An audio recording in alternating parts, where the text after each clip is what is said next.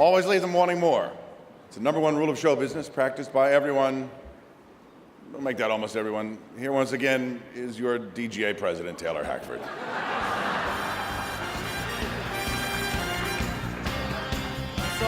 I'm sorry for, I actually wasn't planning on being here, but David had to leave, so that was thrown in.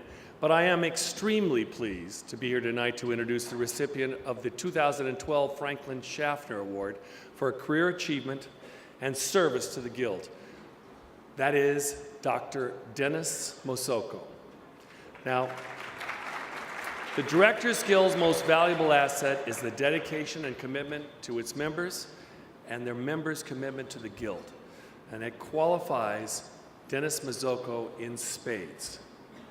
First, Dennis became active in the Guild service more than a decade ago when he ran for the seat in the ADSMPA East Council.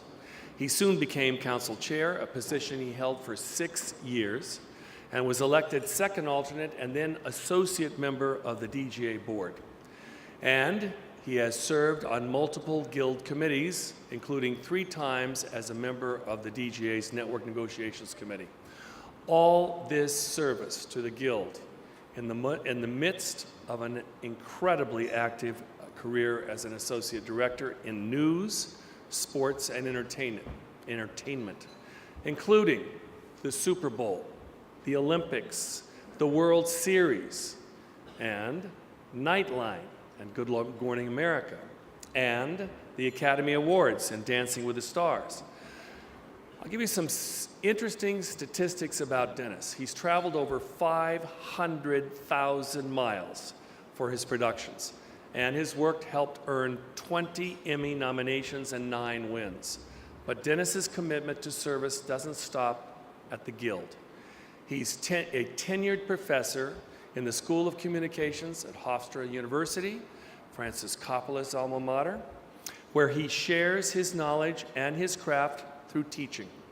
I know that the Hofstra community is very proud of what Dennis has done and achieved here tonight. I'd like to share with you something that Hofstra University President Stuart Rabinowitz said when he learned that Dennis had received this honor. We are so proud that Dr. Dennis Mazzocco is a leading member of our faculty and the recipient of such a prestigious award, and we join the Directors Guild of America congratulating him. Dennis, we could not be prouder of you than we are tonight. You stand up for your colleagues and your community. You devote yourself to representing their needs and improving their creative and economic rights, and you embody the leadership and service that make this Guild great. Congratulations, and please come up here and accept your award.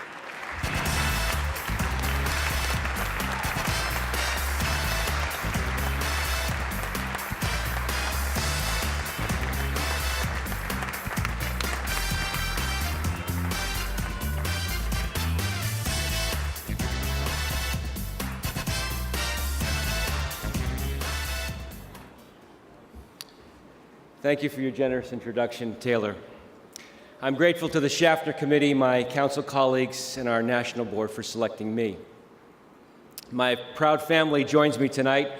My wife, Dr. Hedian Choi, and my mom, Mrs. Martha Mazzocco, share this award with me.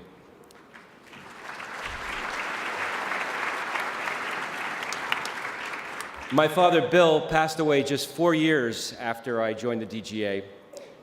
My dad was never paid to be an artist, but he surely had the soul of one. My work in television informs my work as a tenured professor at Hofstra University, as Taylor mentions, in New York. Francis Ford Coppola, the Hofstra class of '59, has said, "If I ever had a moment in the sun, it was at Hofstra." I wholeheartedly agree with Francis. It's a very exciting place. Dean Evan Kornog from the Hofstra School of Communication is here tonight to represent our academic community, led by our great university president, Stuart Rabinowitz. I always remind my students to seek out mentors, and I have had some very special ones here at the DGA.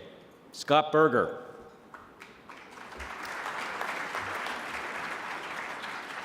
Without you, there is no way that I am standing here tonight. Taylor, Michael, Bill Brady, Candy, Scott Rindano, Jay Roth, Russ, and Neil, thank you. You are my professors. I knew television was calling me the night that the Beatles played the Ed Sullivan for the first time. I was 9. I didn't care about the program's 45 rating or 60 share, but only that the Beatles played 5 songs in less than 1 hour. Absolutely live, director Tim Kiley's compelling visuals, expertly cut with tight stagecraft that still inspires me. A few days after, I recreated the Beatles set in my basement with my 2 cousins. They played the player to the Beatles while I directed. I kept thinking how cool it would be to work on Sunday night on Ed Sullivan and then not have to go to school on Monday morning. A couple of years ago, my wife and I finally got a chance to visit the place where my dream first began, the Ed Sullivan Theater. On show day, before the regular audience entered, we watched the David Letterman crew rehearse with Paul Schaefer and that day's musical guest, Rascal Flatts. After the show, we were invited to the stage. There, we met an elderly woman visiting who was formerly the script supervisor for the old Jackie Gleason show, when it shot there with many other CBS shows. I got goosebumps, and not because it was so cold in there, and it is, but because I thought of my dad and how impressed he would be, because he never missed Jackie Gleason. On that Sullivan stage, I thought of Field of Dreams. You know, the scene where the now-grown son asks his dad if there's a heaven. Oh yeah, it's the place where dreams come true. And I have that same feeling tonight. Thank you so much.